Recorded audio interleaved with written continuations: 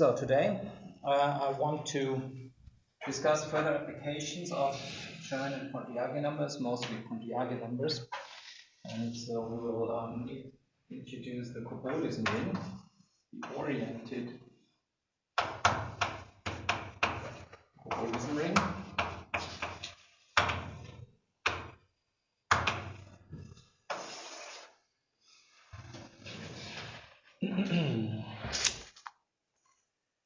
Right, so the elements of the cobordism ring will be equivalence classes of manifolds. So let me define the equivalence relation. Two compact and oriented differentiable manifolds M and M prime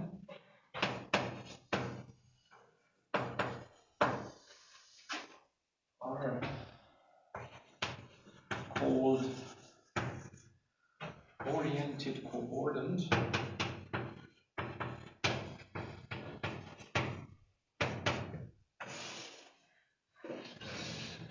with the following holds: if there exists an oriented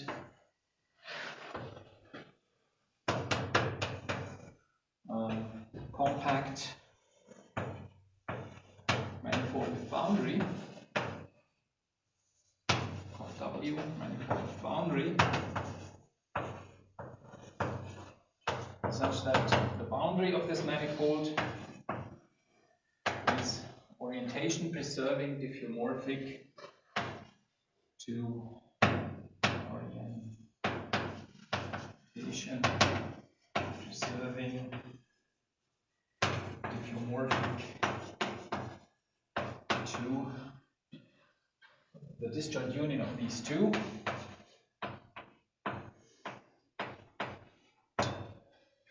However, for the second one, I reverse the orientation.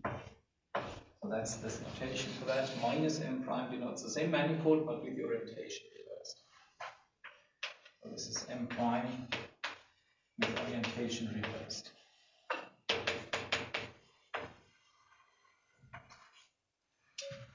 And you probably have seen this picture. So we have these two manifolds, M and M prime. Both are oriented manifolds. So they come with an orientation. And now we want to call them equivalent, or more specifically oriented cobordant, if we can find a manifold W such that the boundary of this manifold W is diffeomorphic, orientation preserving diffeomorphic to the disjoint union of the manifold M and the manifold M prime, but with the orientation reversed. So let's see. So I have to give this the orientation. So here the induced orientation on the boundary must be the given orientation of M.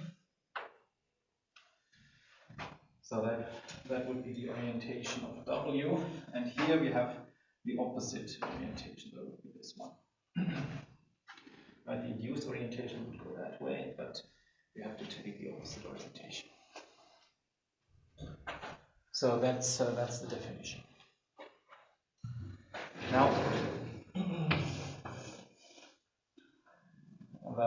the claim is that this sets up an equivalence relation.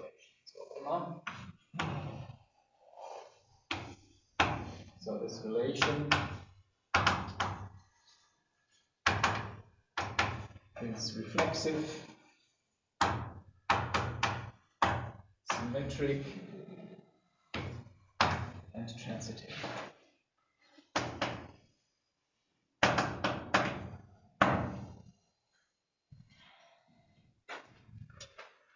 Okay, proof.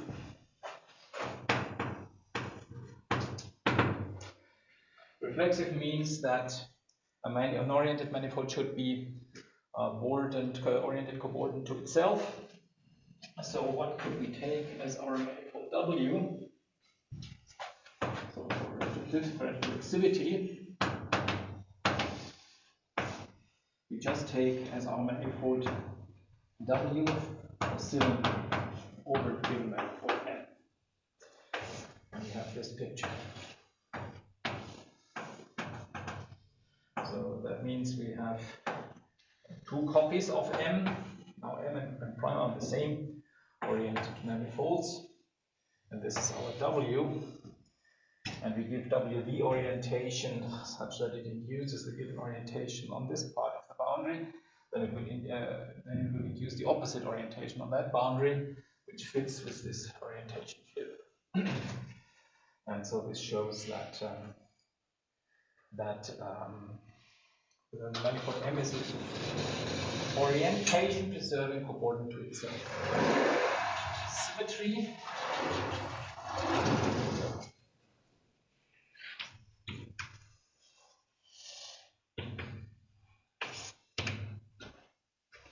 So let W be such that the boundary of W is equal to, I should actually write orientation preserving diffeomorphic, but I'm a bit sloppy here, just equal instead. So to M disjoint union with minus M prime. So that we have this picture. So now what can we do? Well, we can take the same manifold and just flip its orientation. If we do that, we take the boundary of this one, but of course, on the then we use just the opposite orientations on the boundaries. So what we get is minus M disjoint union M prime, which of course is nothing than M prime disjoint union minus M. So that shows that if M is orientation preserving concordant to M prime, then M prime is orientation concordant to M. So that's the symmetry. And finally, transitivity.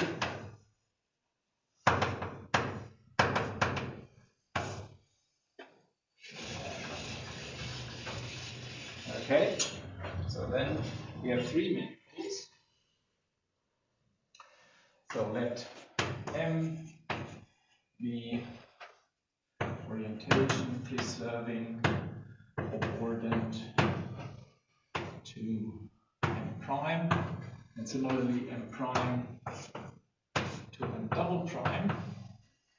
And we can find two W's, one connecting M to M prime and another one connecting M prime to M double prime.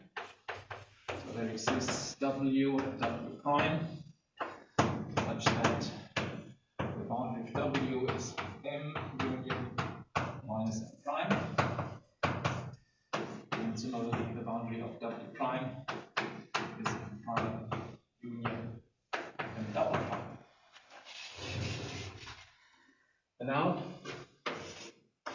so here's W, here's M, here's M prime, and similarly here.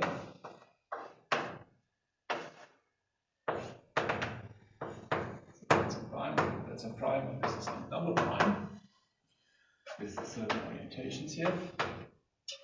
Here, this is W prime. And now what we do is we take W and W prime, take its union and identify along the common boundary part M prime. And this gives a well-defined, smooth and oriented manifold. And technically what's behind this is the fact that if you have a manifold, then the neighborhood of its boundary looks like a product of the boundary with an interval. So you can glue the things together and you get a nice manifold. I'm not going to spell this out, so pictorially it's very clear what it is. So one just joins here.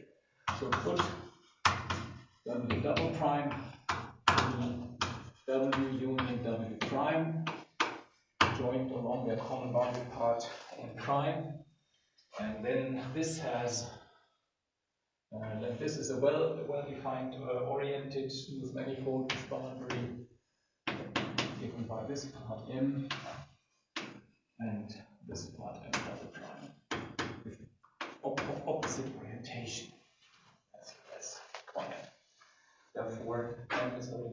preserving cobordant to M double prime. So that shows that this defines an equivalence relation. Other questions about this? Good. So that means we can look at the equivalence classes,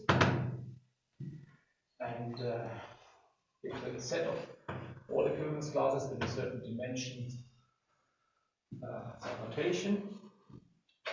So it's unfortunately this is usually called omega n. Has nothing to do with the curvature matrix or something.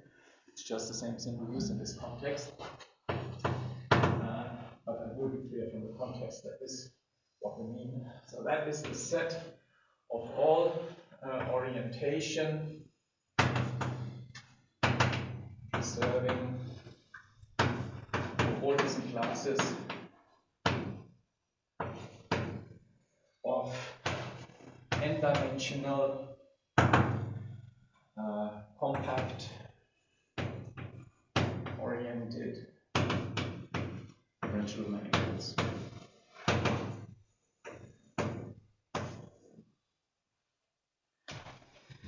All right, and in fact, the empty set is also allowed. And so the empty set is a manifold of any dimension, and it carries a unique orientation, the orientation of the empty set. All right. Good. Now the first observation is this, namely, we can turn this set omega n into an abelian group. So omega n is an abelian group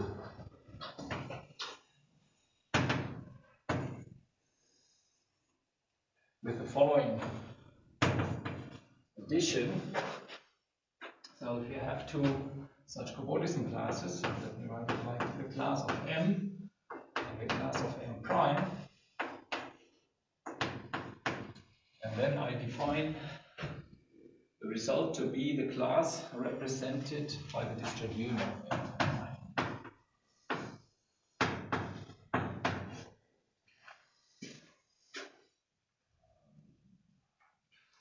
All right. So that's clearly well defined. So M is only unique up to diffeomorphism preserving diffeos. That's a body of prime. But then if you replace this by something which is orientation preserving diffeomorphic to M, then you just apply this to this part and you get something in the unit 2, which is just replaced by something orientation preserving diffeomorphic. So it's certainly a well-defined operation on the set of equivalence classes. And yes, and now I'm saying more. I'm saying that it's an abelian group. So this requires a few things. So for instance, we should have a neutral element.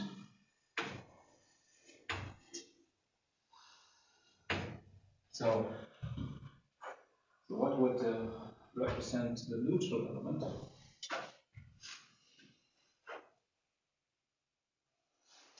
Should be something which, when I add it, doesn't change anything, right?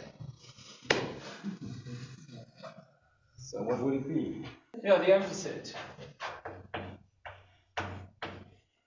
But in fact, if you don't like to take the empty set, you also can take any boundary.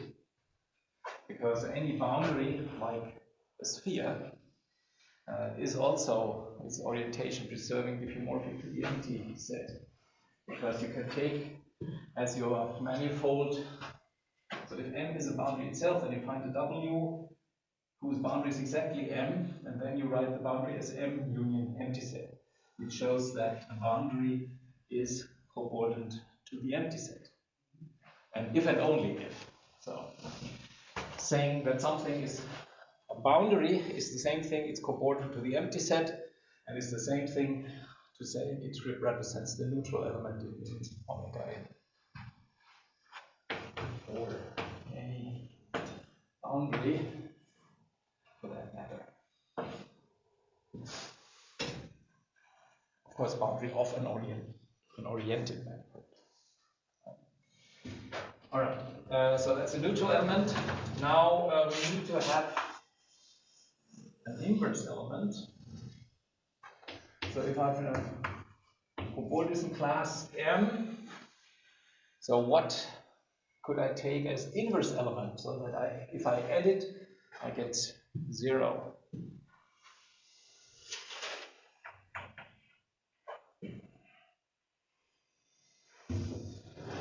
So I need to find something which, when I add it here, I get 0. This one.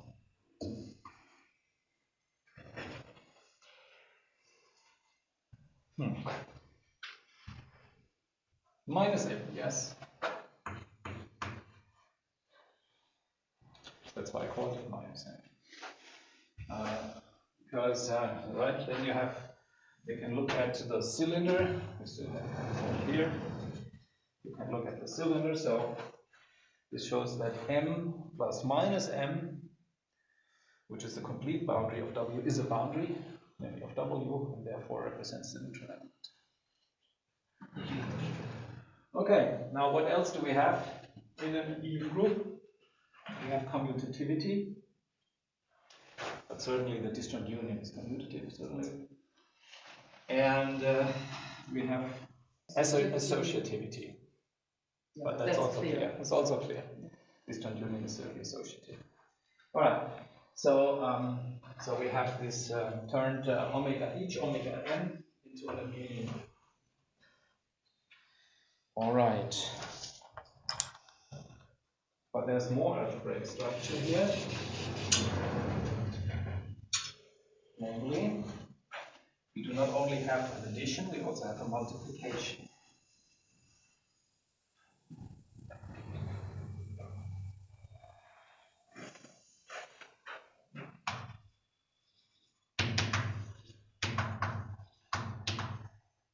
And the multiplication indeed maps omega n cross omega m to omega n plus m.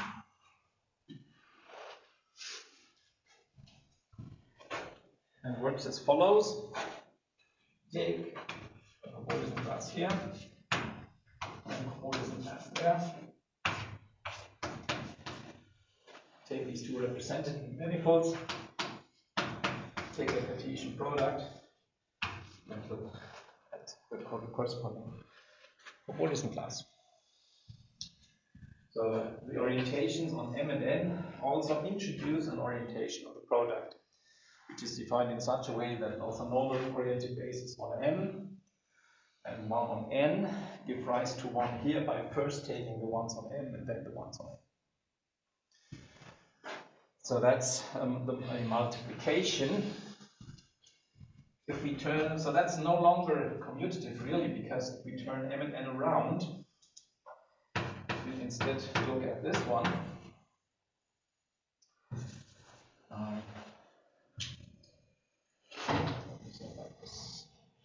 Yeah. And we compare with that one, then these two manifolds are certainly diffeomorphic. But in order to represent the same cobordism class, they must be orientation preserving diffeomorphic. And now the diffeomorphism that I have in mind is of course the one that interchanges these two components.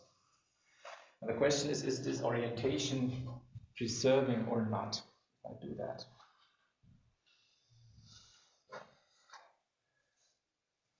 I mean, that's pretty much the only diffeomorphism that comes to my mind that I can use. And the question is it orientation preserving? Here I take oriented bases, tangent bases here and there. And here I first take the ones from N and then from M, and here the other order. And one of the manifold dimension. So we just have to see how many flips we have to do when we reorder them in the other order, right? And so each tangent vector here has to be interchanged with each tangent vector here. So we have dimension m times dimension n, many flips. So that's why we get a sign here, -1. As you said, this is n plus n. So if one of them is even, then it's orientation preserving. And if they're both odd, then it's not. So we have this relation. N times n, sorry. Yeah. No, because the empty set, you get the empty set, but the empty set is a manifold of any dimension. So of course you would take the empty set here as a manifold of dimension n plus n. Right? The empty set is locally diffeomorphic to any Rn. That's certainly true. Okay, so that is the multiplication. So what would be a neutral element here? I'm claiming there is a neutral element 2 and 1 rather than 0. So what's the neutral element?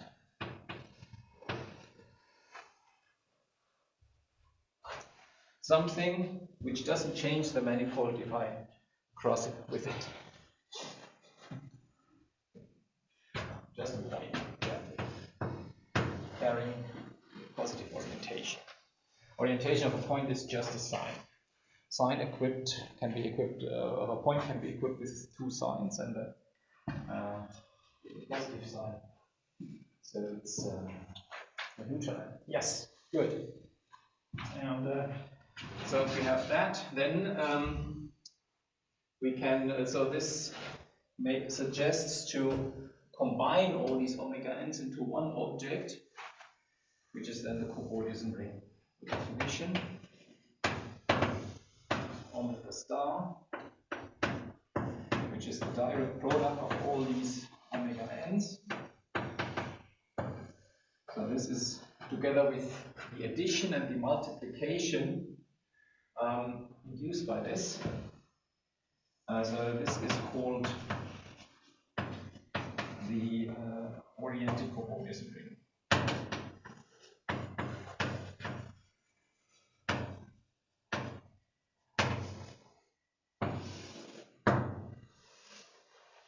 If you have an element in here and an element in some other thing, and you add them, it's just put the element here and plus the element there.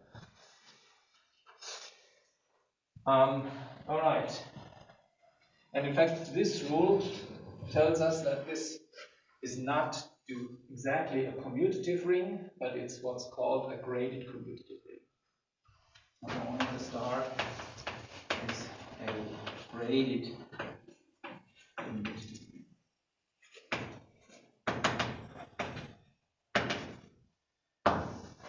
And it's also easy to check that the distributive law is also satisfied.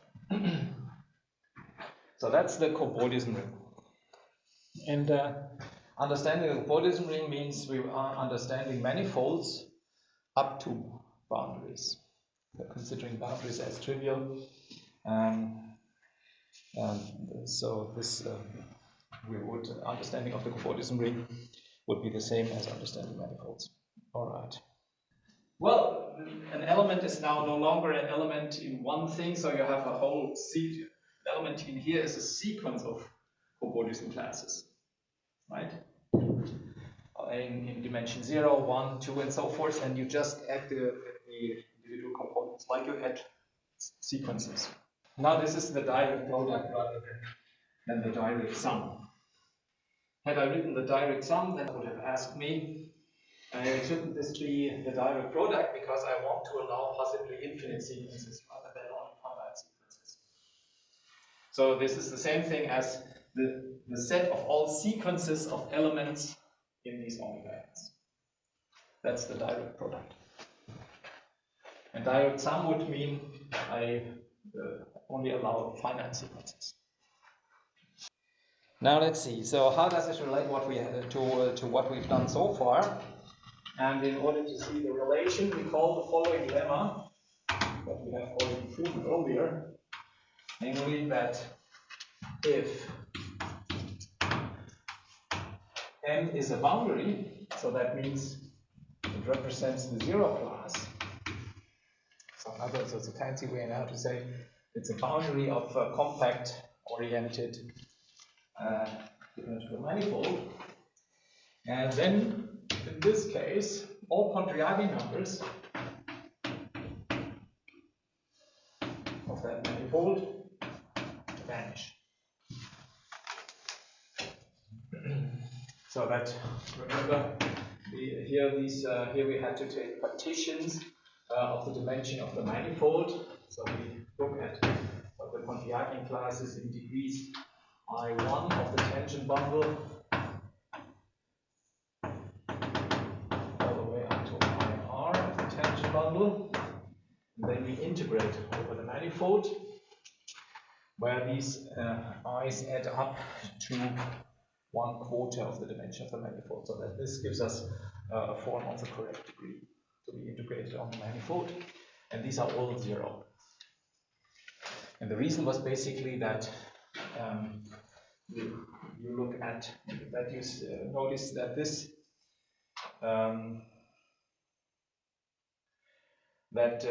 you can also look at the corresponding Pontryagin class on the bounding manifold, and then you apply the Stokes theorem, and then this is a boundary, right? So by the Stokes theorem, this integral would be the same as the integral over the big manifold that bounds M of the same class but taken to the exterior differential. And these characteristic classes are always closed forms, and that's why it's 0. So that was the reason. Very simple. Alright, so we have that. So that means we might set up maps from the cobordism ring or individual parts of the cobordism ring to numbers using these Pontryagin numbers.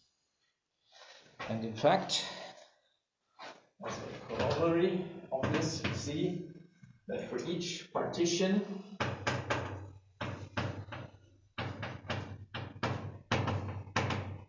I equals I1 up to IR of the number K, the map which maps the class of M to the corresponding Pontryagin number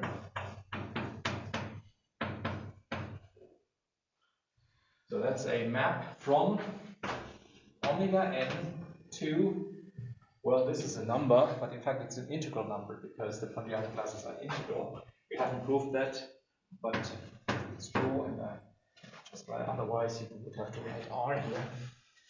So this map is a well-defined homomorphism of leading groups.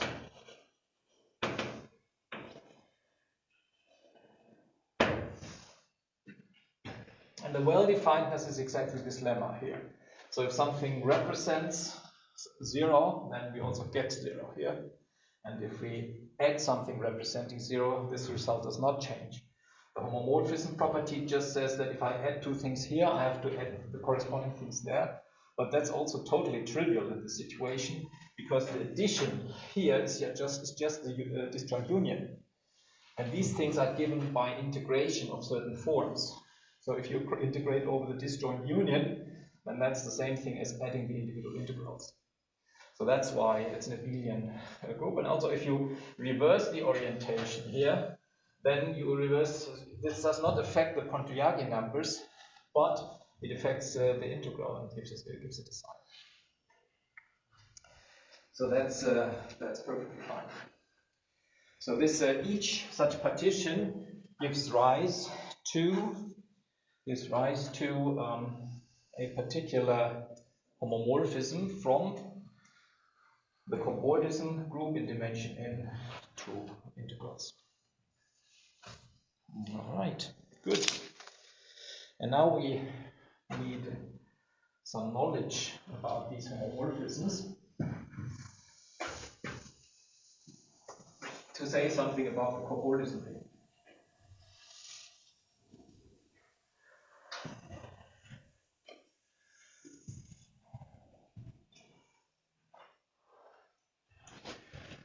Theorem.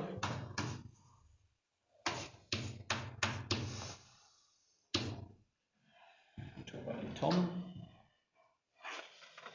And it says this: the following manifolds CP2I1 cross CP2RI for partitions I being I1 R of K,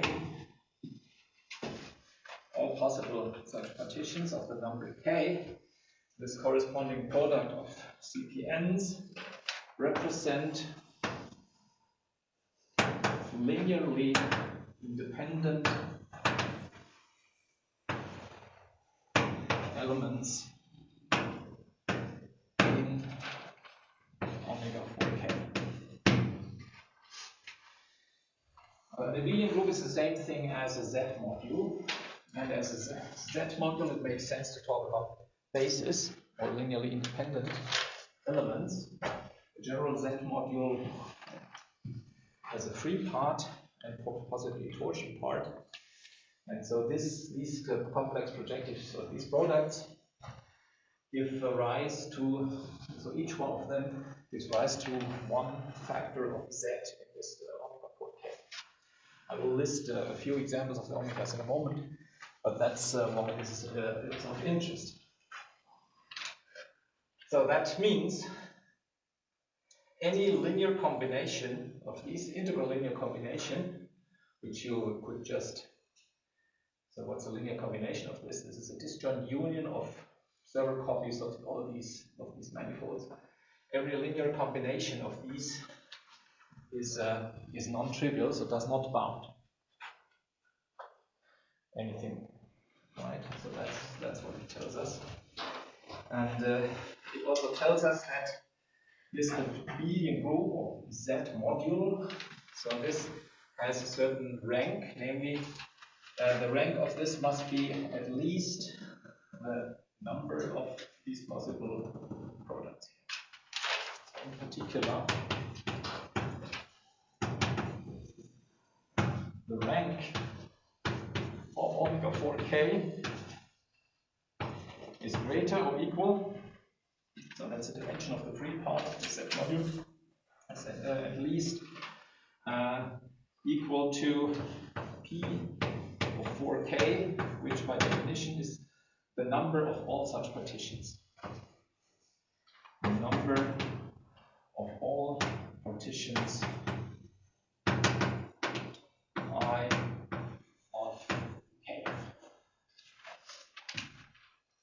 Possibilities to write K as a sum of positive integers. So we will give the proof, but I postpone it for the moment because it requires some algebraic preparation, which I will do after this discussion. Then there's a second theorem. Now you may wonder, okay, so we have discovered these manifolds, in particular, all these manifolds themselves cannot bound. They represent non-zero elements in this ring. Is there more? But in fact, in these dimensions divisible by 4, that's all there is. So that's the second theorem of Thom, saying, which is stronger than this one, that it's not only linearly independent, but it also generates. So that means these products CP2I1 cross, so first CP2IR, for in fact a basis of the Z module 4K. In particular, this thing is a free module, so it's isomorphic to the sum of several copies of Z. Each sum corresponds to one of these manifolds.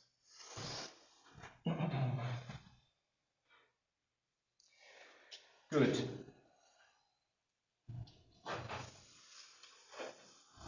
This tells us something only in dimensions. So this I will not do for lack of time. The second part, get actually everything. Yeah. Otherwise, yes. Yeah. You might write a set of these numbers. Yes, that's true.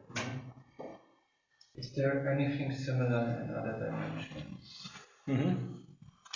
Now, in other dimensions, the situation is way more complicated. And here are some examples. So let's start. So which omegas do we know? So let's start with omega 0. With omega 0. Zero-dimensional manifolds, well, we discussed this earlier, there's not much. There are points. But of course they need not be connected, so there can be several points. And each point carries an orientation. So a general zero-dimensional manifold is just a collection of finitely many points, and each one carries an orientation. So for instance, plus, minus, minus, minus, minus, for instance. Right?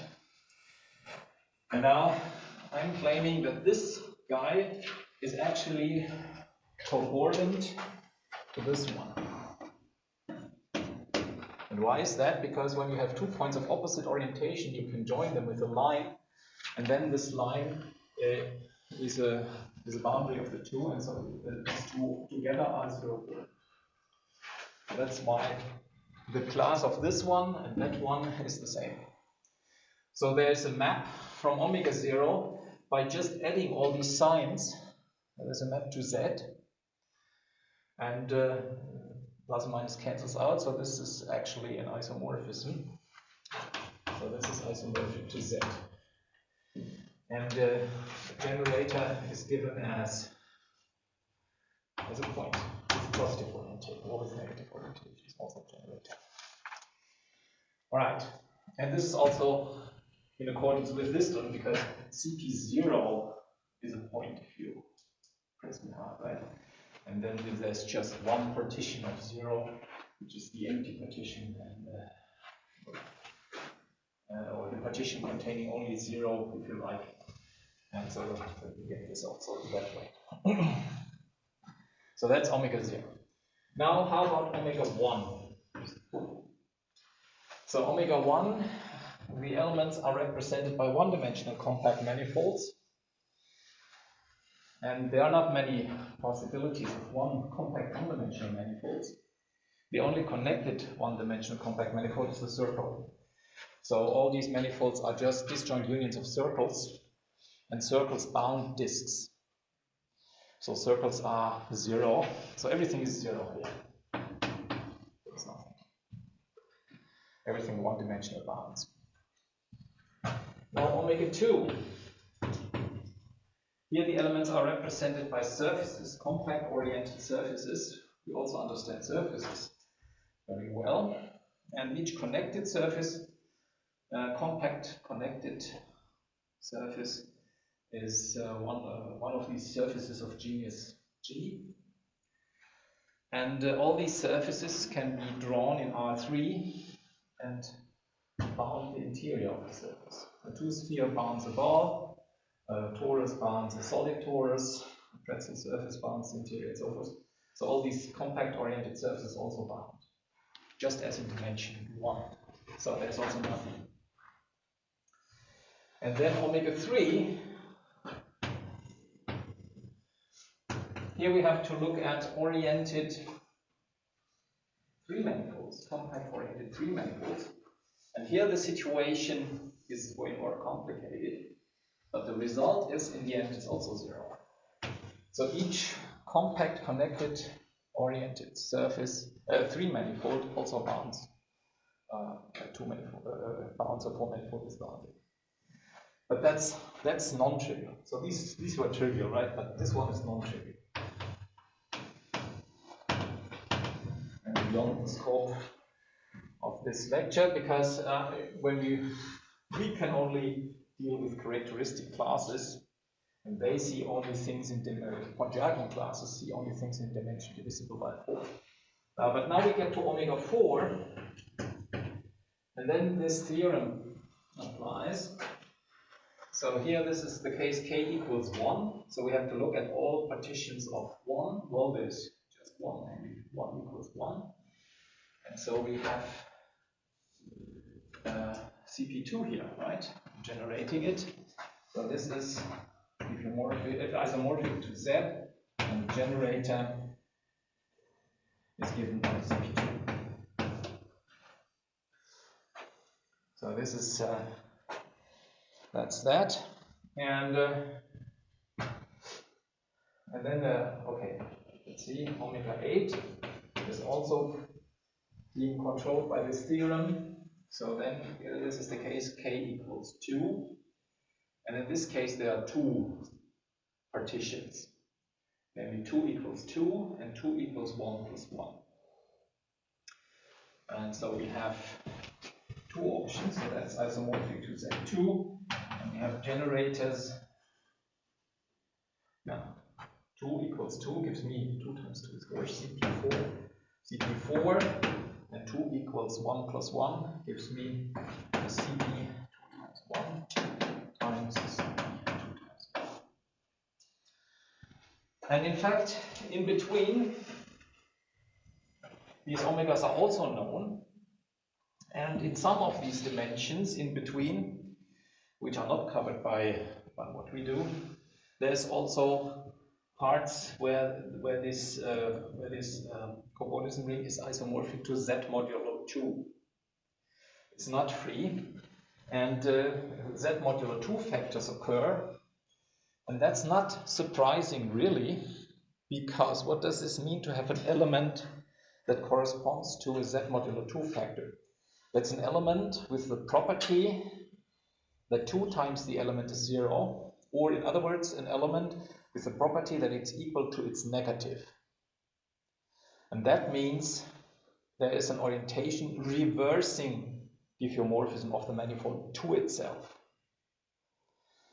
We have already seen such manifolds, namely the spheres, for example, have that, or odd-dimensional complex projective spaces have that too, but all the examples that we have seen are actually boundaries. So they are 0 in these cobordism rings. In order to construct something which is not a boundary and has an orientation reversing a diffeomorphism, you have to work a bit harder than what we did so far. But you can do it, and in omega 5 there is one such thing. So this is the isomorphic to Z modulo 2.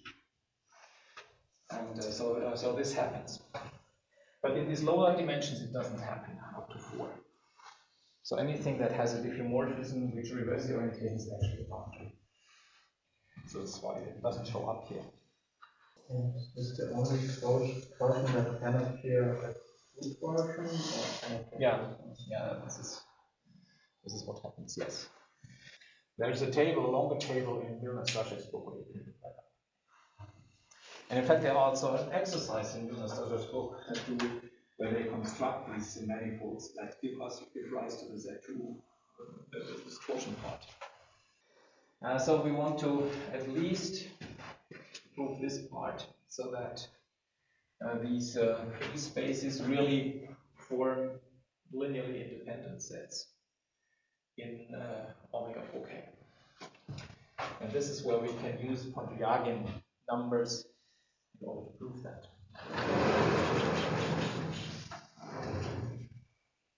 All right, and so let's discuss symmetric geometry or elementary symmetric polynomials again, because they somehow give rise to Chern and Pontryagin numbers. So fix number n, which will be the number of variables to be taken, and then we define Skn to be the set of all symmetric polynomials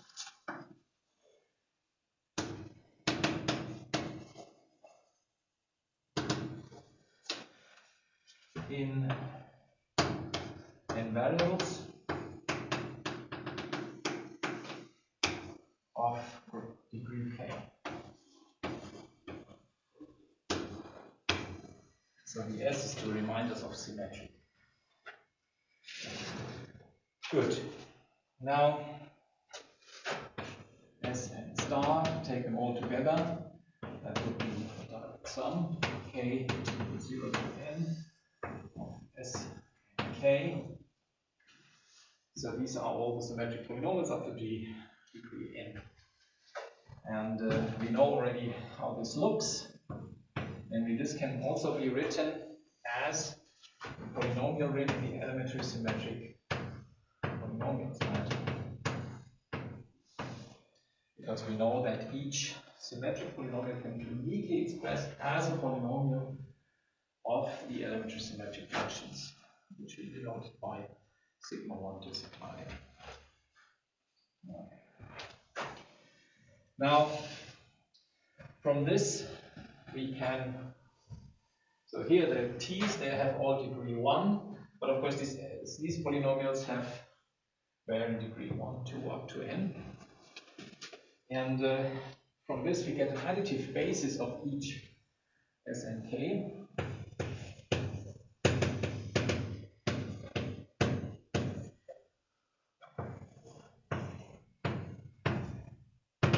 Namely,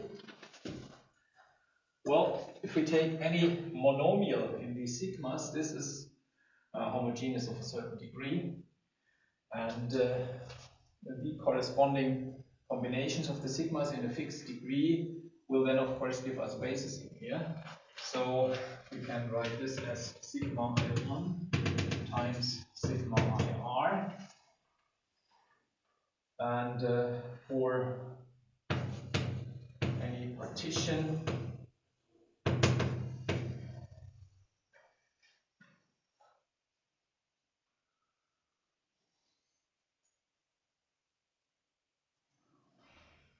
now,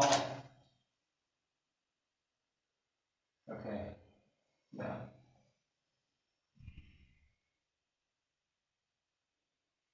No, that's not. For any partition R1 up to IR of K, and the length of the partition is equal to.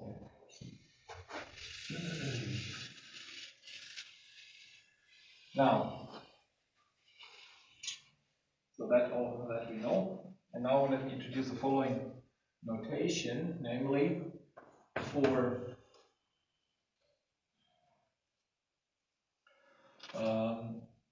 such a partition,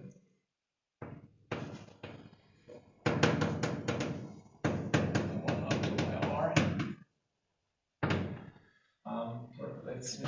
Let's consider T, let's say 1 to the power I1 up to T R, or let's say T R to the power IR. And then I want to take the thing that is being generated by this particular polynomial by commuting all the terms, by through all possible variables. So replacing, applying any permutation of the numbers 1 to n to these numbers 1 to r. So let me introduce a notation. This is a particular sum of this. And this means that I take all options of writing alpha 1, T alpha 1 to alpha 1 up to alpha r to alpha r. And here I sum over all alpha j between 1 and n, and they should be pairwise distinct. These numbers. So what I'm doing is I take this monomial and then I take all other options of choosing variables 1 to r out of the variables 1 to n, t1 to tn. But each such combination will only contribute once. So that means if I have, for example, if I wrote t1 to the first power times t2 to the first power, then interchanging 1 and 2 would give me the same thing that I already have. This will not occur twice, it occurs only once. This is why I write it like this, and I do not write it as a sum over all permutations of the numbers 1 to n. I write 2, 1, and 2r. So for example, when we want to write the case symmetric polynomial, then this is simply the sum of T1 all the way up to Tk. So that's what it is. Case symmetric polynomial is obtained by these, but you do not only take this one, you take all possible combinations of k variables and sum them all up.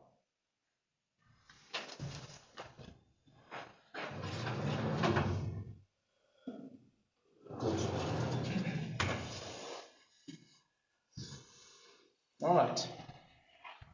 So lemma. So we have to do some combinatorics of polynomials here in order to get to this result. So that's why we are considering this. And we want to do the combinatorics over the integers, not just over the rationals, which would be much easier. So we have this additive basis of S and K, but now I can give you another one. Another basis of S and K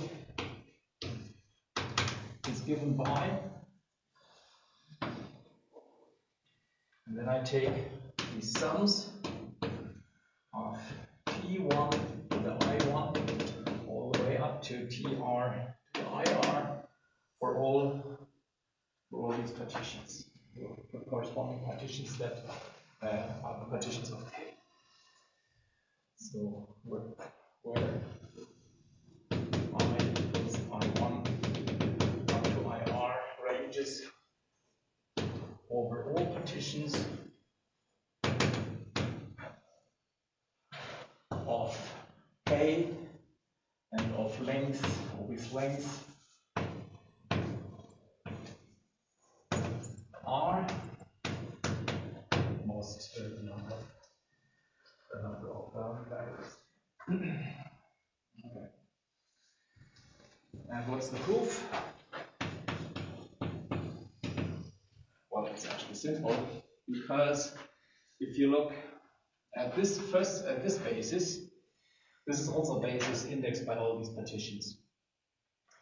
And we know that these things are symmetric polynomials by definition, so they can be expressed in terms of elementary symmetric functions. So these ones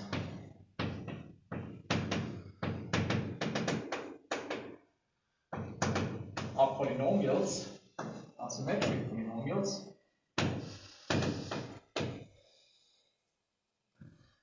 and therefore polynomials of the elementary symmetric functions. But that means they are linear combinations of products of these sigmas. Plus linear combinations of these sigma 1 to sigma n. And because of the degree, this only corresponds, so they must have the same, must be a partition of the same number, because otherwise it wouldn't have the right degree. So that means all these new things can be expressed in terms of these ones. And these polynomials have integer coefficients, so they can be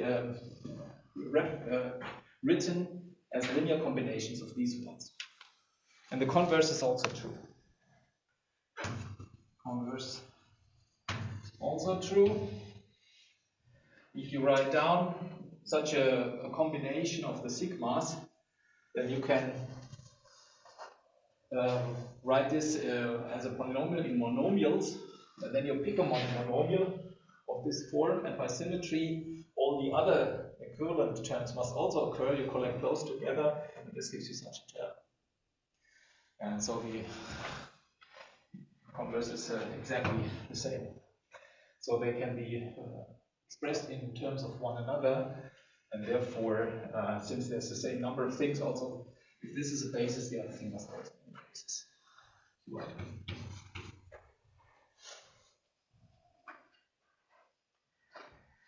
All right, so that's we can work either with that basis or with the previous basis of elementary symmetric functions. So these elementary symmetric functions were important because they gave rise to chain classes and from the classes in the end by inserting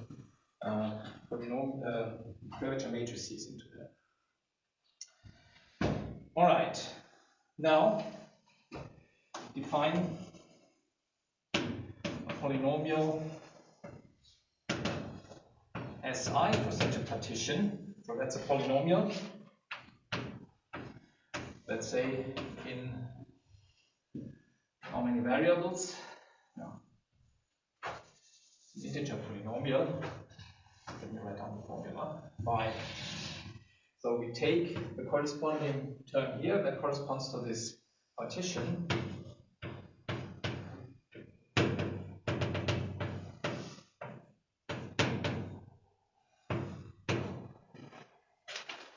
And express it in terms of elementary symmetric polynomials.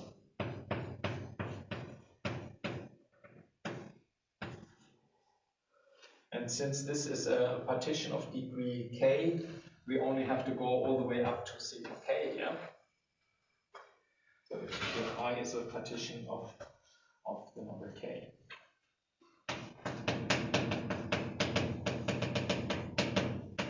Partition of k. And so we know we can express this in terms of elementary symmetric, in a unique manner in terms of elementary symmetric polynomials. So let's take that polynomial. All right. So this defines a polynomial, a new polynomial Si for each such partition. Okay. So let's write down a few examples.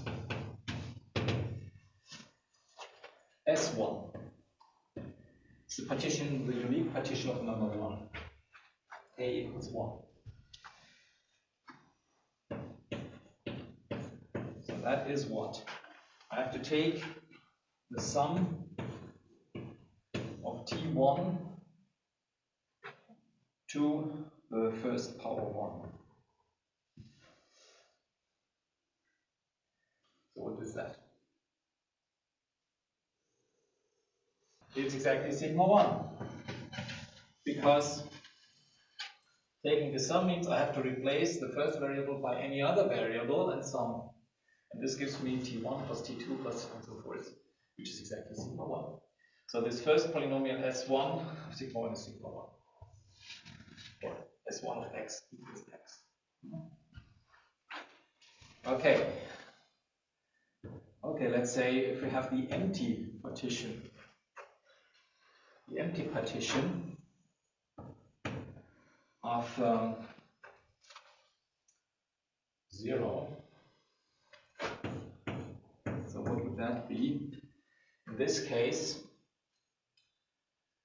well, in this case I would take the T1, so by convention this is just 1. Fine. And S2, 2 as the partition 2 equals 2. Simply. So then we have to take T1 squared and sum that. So that would give me T1 squared plus T2 squared plus T3 squared, etc. plus Tn squared.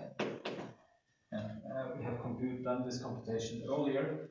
That is the same as taking sigma 1 squared, which is T1 plus P2 squared, and then we have to subtract the mixed terms, which means I have to subtract my 2 times sigma 2.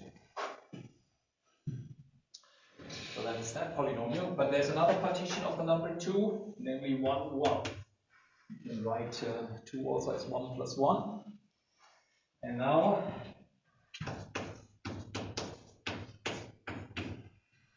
so what is the corresponding polynomial now? this case, we have to take t1 to the first power times t2 to the first power and sum. That's the 1, 1. Here. So it's that guy. I have to replace all these indices 1 and 2 by all other options. So this gives me t1, t2 plus t1, t3 plus t1, t4 plus t2, t3 plus and so forth. And that's exactly the definition of sigma 2, right? So that's what we get here. I'm not summing over all permutations, as I said. This is why I wrote it that way.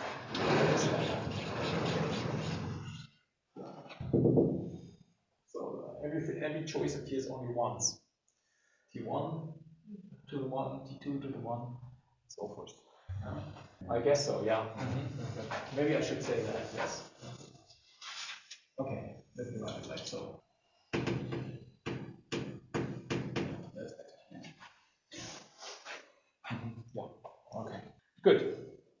So now that we have these polynomials Si, we can of course take them and instead of inserting these arbitrary symmetric polynomials, we can insert classes or quadratic classes. And get certain homology classes, which we then may integrate over the manifold. And the lemma is this.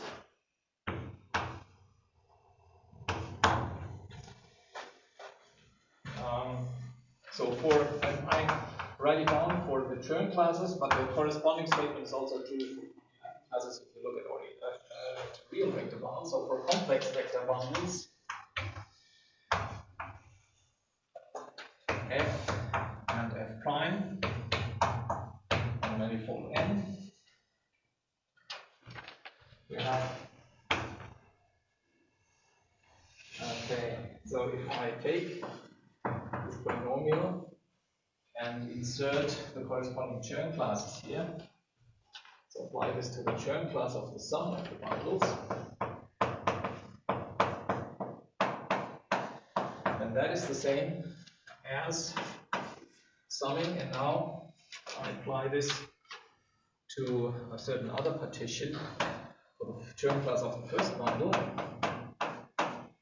times another partition of Chern class the second bundle, where these partitions are all possible partitions which concatenate to I. So let me write it like so: J, K equals I.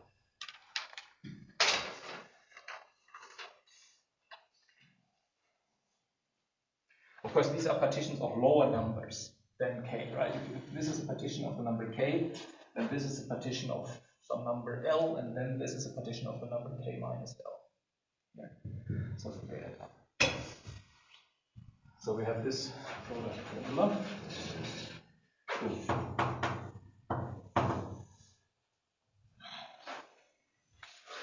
Or maybe an example first.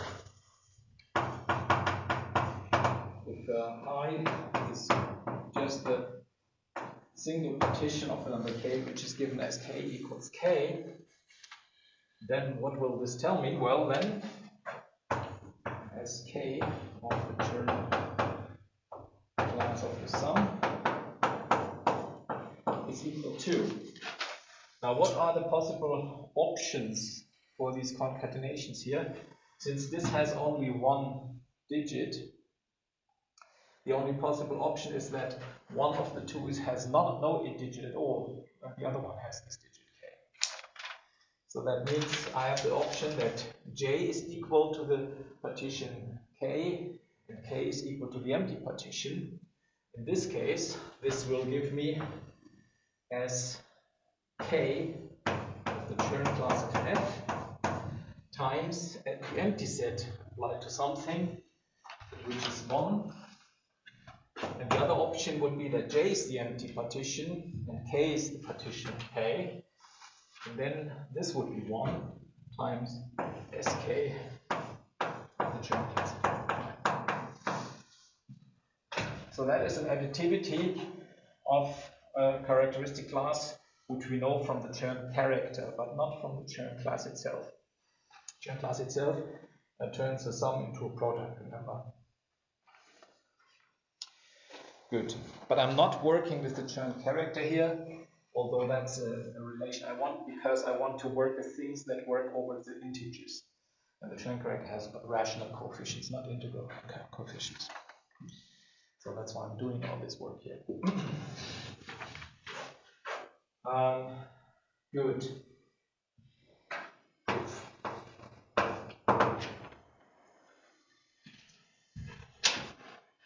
Maybe I should make one remark here.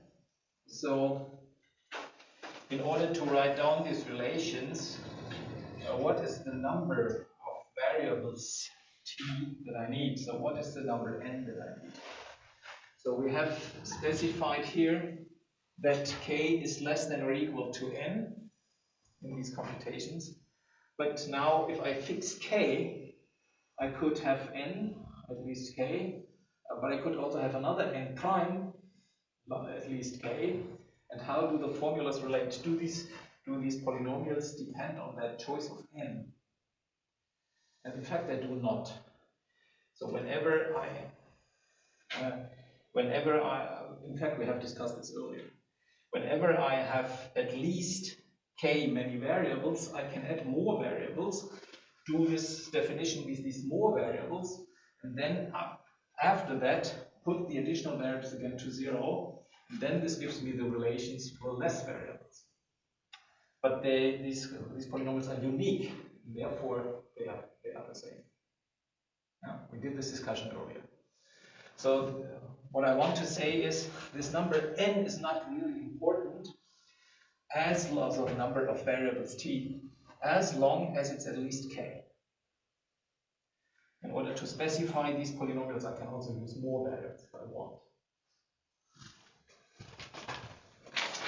Is that clear?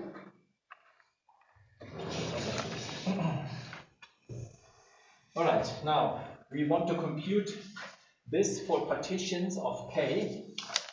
So let I be a partition of k. And let n be any number, at least k, to do the computations, all right? Is the number of the variables t, but in fact, I'm using more here. Namely, I will be using, for the computation, I will actually be using 2n times many variables because it's convenient. And to do that, let me write this. So sigma at k, it should be the elementary symmetric polynomial in n variables. So that's the kth elementary symmetric polynomial. Now sigma k prime is the same thing, but in the variables, in another set of variables, namely tn plus 1 all the way up to t2n. It's also kth elementary symmetric polynomial, but in these variables. And sigma k double prime will be the same thing in all the variables.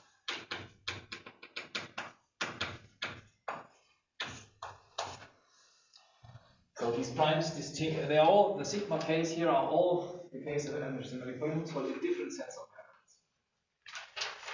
Good.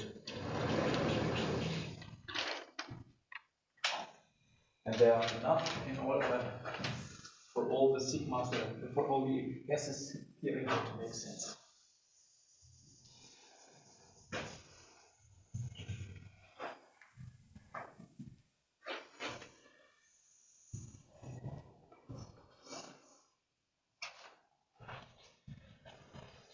So then the first observation is, how do these various sigmas relate?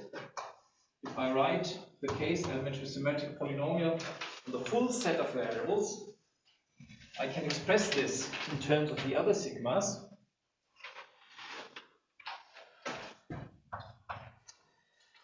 Like so. So I take the sum from I equals 0 to k, and I have to take sigma I.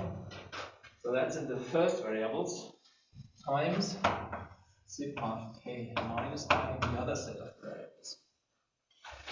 So if you write down the t, for example, if k is equal to 2,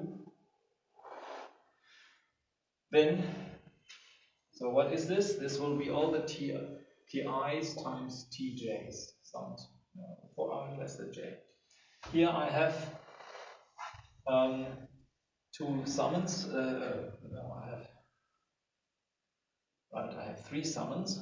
I equals 0 will give me the function 1 here, and all terms ti, tj, where ti and tj are larger than n, I and j are larger than n, times 1.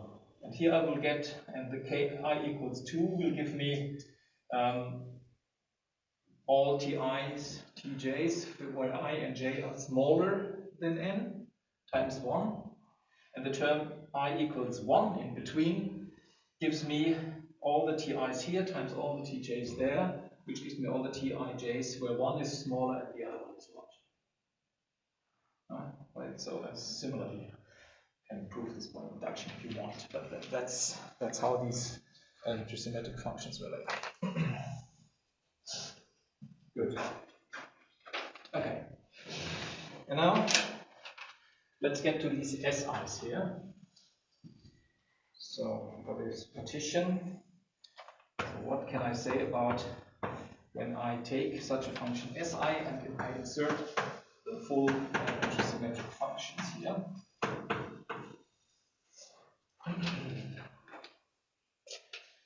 Okay, so we have seen this a second ago. So this is given as T1 to the I1 all the way up to TR to the IR.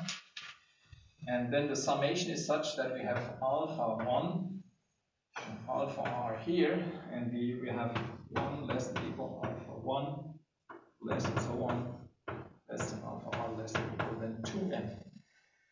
Because this is the full set of variables here, the double primes. Okay. And now we can of course split this this set of alphas into those where we have at most n and into those where we have more than n, where it's larger than n. So this gives me a double sum.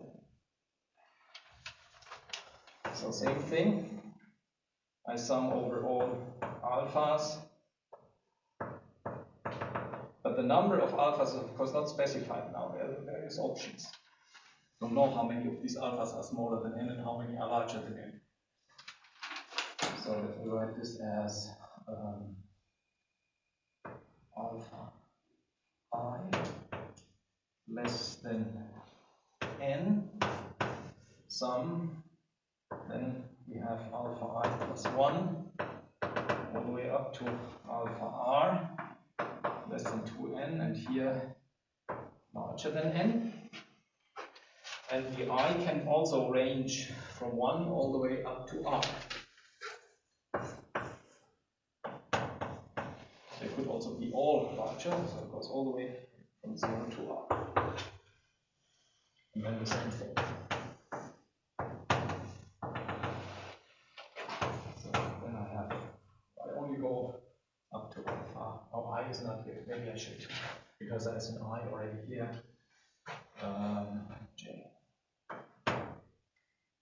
J plus 1, J. J plus 1 plus 1 to alpha n. There are.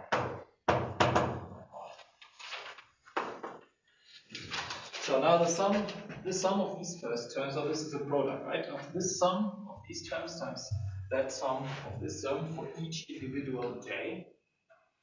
And so what we then get is the first thing, this is just T1 all the way up to T, what is it, J, I1, Ij, for this particular sum of those,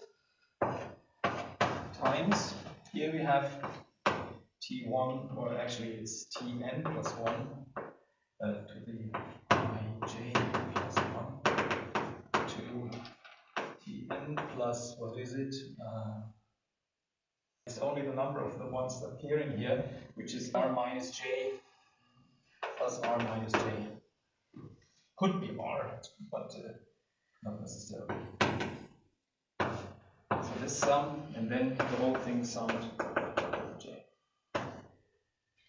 In any case, what we get from this is that this is such an Sj of sigma 1 all the way up to sigma k times Sk of sigma 1 prime up to sigma k prime, and we sum over all partitions that concatenate to give partition I.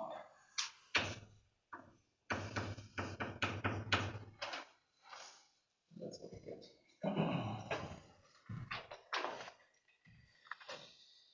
All right, and so we want to get to this formula. It pretty much looks like it already. However, here we have Si of these S primes. And so on the right side, if we insert Chern classes, we get exactly this term. On the left side, if we get this, but if we replace this by that, we get these products of these sigmas. And by the rules of the Chern class, which tells me that the Chern class of the sum is the product of the Chern classes, these are exactly the components. So combining this one with the product rule for the Chern class, together with this formula, gives the result. Okay? Should I write this down? No.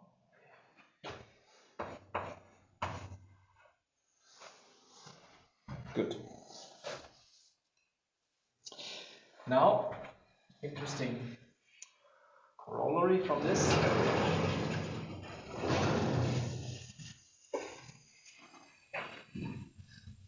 If we take these partitions, which consist only of one summand,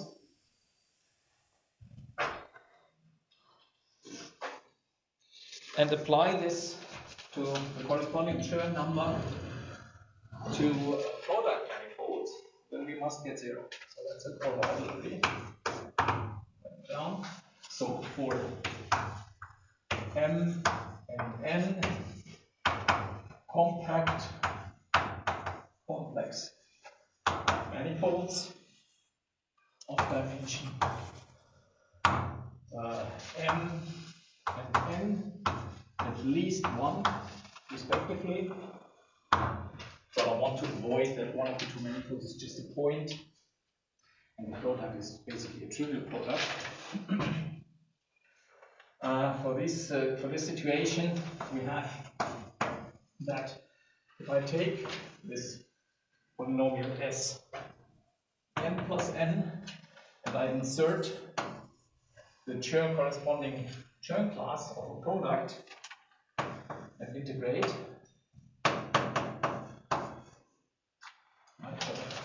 take the Chern class of the product and integrate over this product manifold, then I must get 0.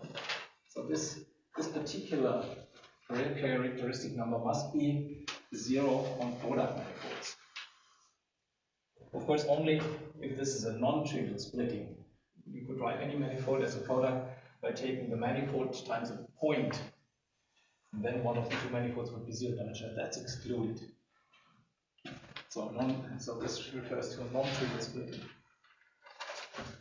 And the proof, well, let's see. Let me take a look at the class that is to be integrated. So I have the Chern class of the tangent bundle of this manifold. That is, so this tangent bundle is so that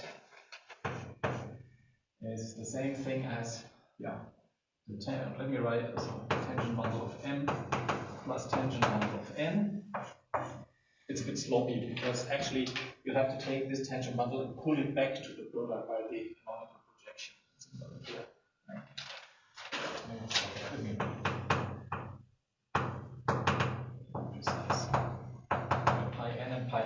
projections of the product onto the M and N factor.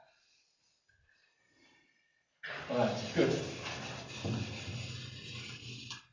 So then we can apply this lemma.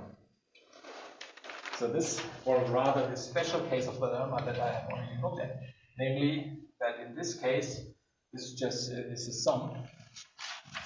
So what I get is Sn of Chern class of pi star Tn plus Sn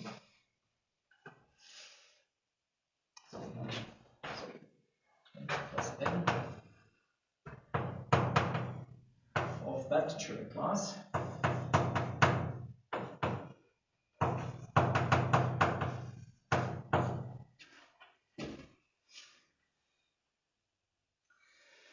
and now this Chern class. So in order to now integrate over the manifold, so far this is good. If I now integrate over the manifold, I have to integrate these two terms.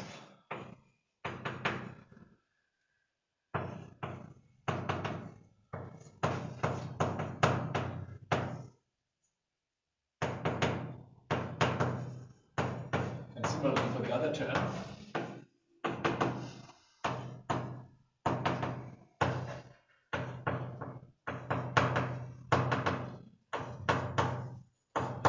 And now this pullback, a naturality of Chern class of characteristic classes, I can pull it out and pull it out here, because this is just a polynomial expression. So I can also write it like here. I can pull this one out, pull the pullback out. Now here you have a form which is a pullback of a form on M. If you integrate this over M cross M, you will get 0. Because in order to get something non-zero, you must have a multiple of the volume form of this manifold. You must also have n directions. Here this has only m directions. If you write this in coordinates, only coordinates from m contribute. Here only coordinates from n contribute. So this is why these two integrals must be 0.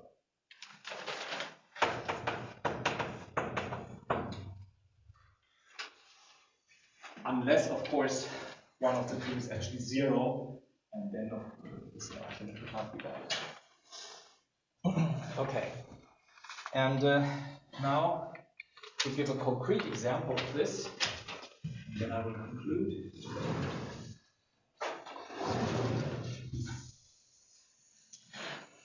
Let's compute this characteristic number Sk for some complex manifold.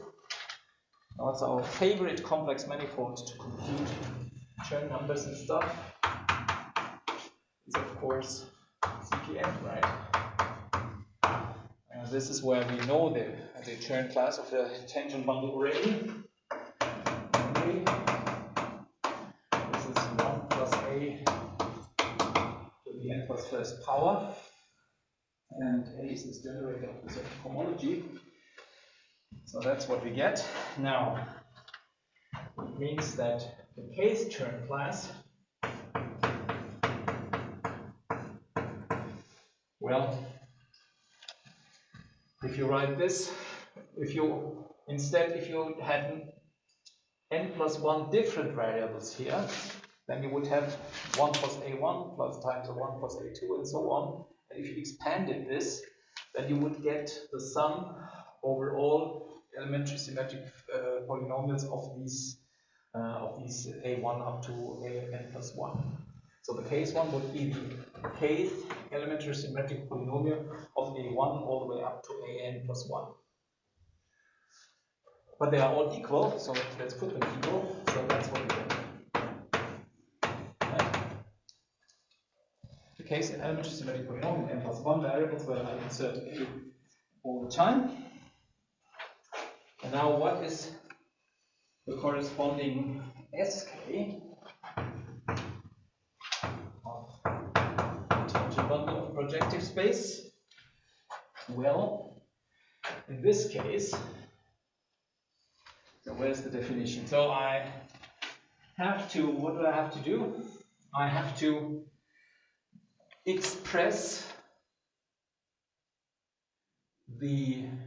I have to take the kth power of one variable, I have to sum over all options. In this case, it's n plus 1 options. And then I have to express this in terms of the case elementary of the elementary symmetric polynomials. If I do that, so then I get a to the kth power. I have to sum over all possible options, which is over n plus 1 permutations, but they are all the same. So I get n plus 1 here. So that's the result if you apply this recipe. So in particular, if we take the dimension of the manifold as n of Cpn, then we have n plus 1, and then I have to integrate a to the n over Cpn. We know already that this gives us 1, so I can get n plus 1. And this is not 0. And from this we can conclude that the projective space cannot be written as a product of complex manifolds. Okay, therefore Cpn is not a product, a non-trivial product, a Cartesian product of complex manifolds.